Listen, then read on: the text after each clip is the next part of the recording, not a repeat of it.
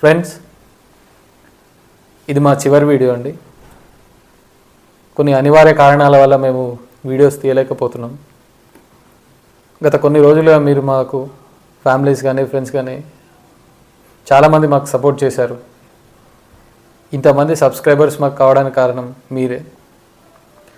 ఒక రకంగా చెప్పాలంటే మాకు బాధగానే ఉంది వీడియోస్ ఆఫ్ చేస్తున్నామంటే, కానీ పరిస్థితుల రీత్యా మేము వీడియోస్ బంద్ చేయాల్సి వస్తుంది.